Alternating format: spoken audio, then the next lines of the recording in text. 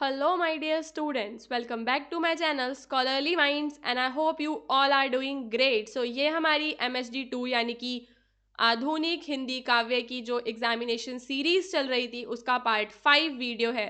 इससे पहले मैंने 4 वीडियोस और बनाए हैं जिनके अंदर हमने MSD 2 के काफ़ी सारे इंपॉर्टेंट क्वेश्चंस को विद देयर आंसर्स डिस्कस किया हुआ है। यूट्यूब पे हम जो भी पढ़ाते हैं उसका फ्री पीडीएफ आपको मिलता है हमारी वेबसाइट से जिसका नाम है हिंदुस्तान नॉलेज। और अगर आपको फ्री पीडीएफ के लिंक चाहिए तो आप उसके लिए हमारे व्हाट्सएप चैनल से पे जुड़ सकते हैं।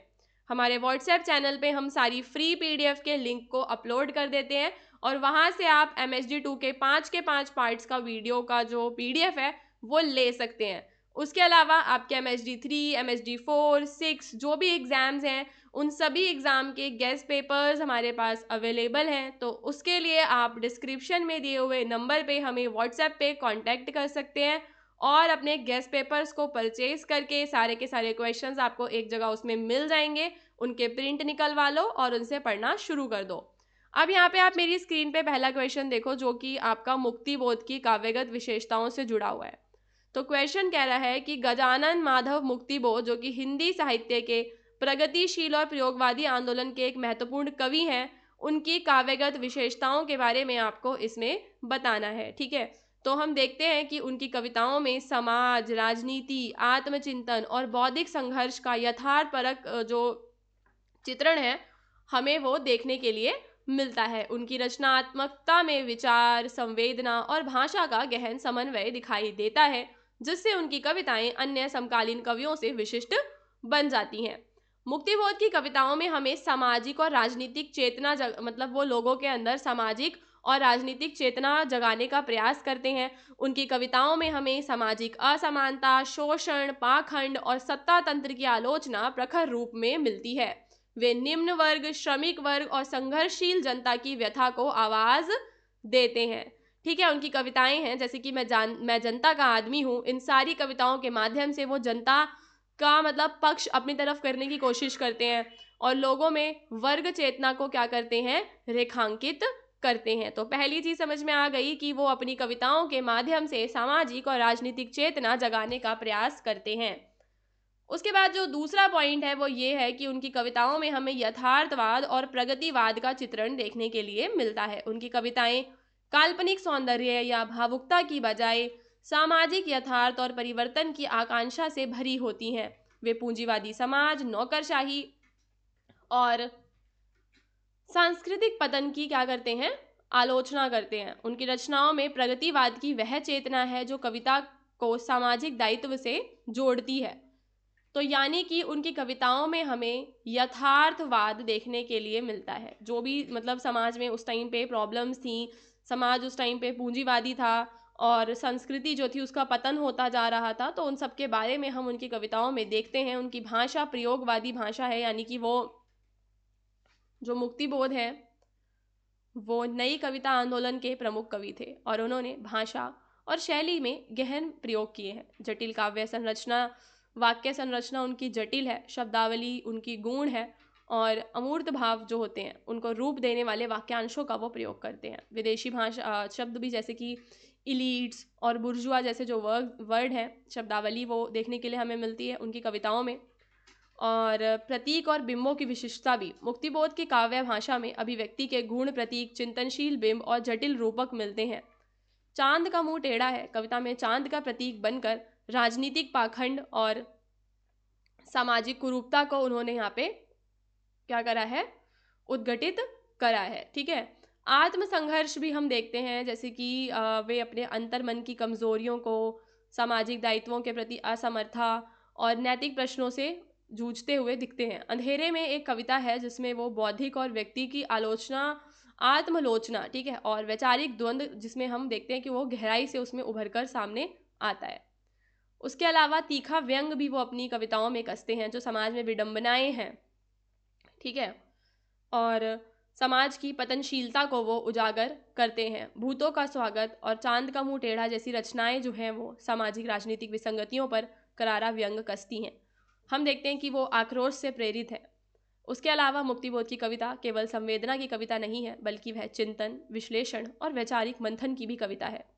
और मुक्तिबोध हिंदी कविता के बुद्धिजीवी, विचारक और जन कवि हैं। उनकी काव्यगत विशेषताओं में सामाजिक यथार्थ के प्रति प्रतिबद्धता और प्रतीकात्मकता, बिंबात्मकता, भाषा में नवीनता, वैचारिकता, आत्मसंघर्ष और विद्रोह की चेतना, ये सब हमें ओवरऑल देखने के लिए मिलता है। तो इस आंसर के अंदर ये सारे के सारे पॉइंट्स को आपको इंक्लूड करना है जो कि मुक्तिबोध से जुड़े हुए हैं। तो वो एक ऐसे कवि हैं जिनकी कविता सौंदर्य नहीं, संघर्ष की तलाश करती है, और यही मुक्तिबोध की सबसे बड़ी विशेषता है।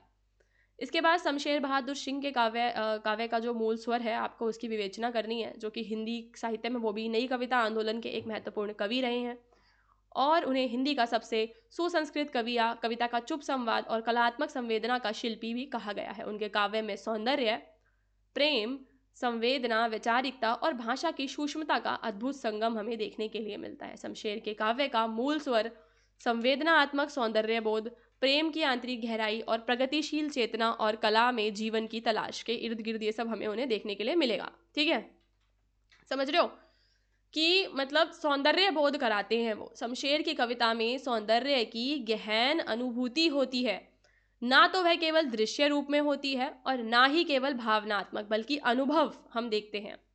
उनकी कविता में चित्रात्मकता और संगीतात्मकता से भरी हुई होती है, जैसे कि तुम आते हो जैसे छिपके से कोई खुशबू।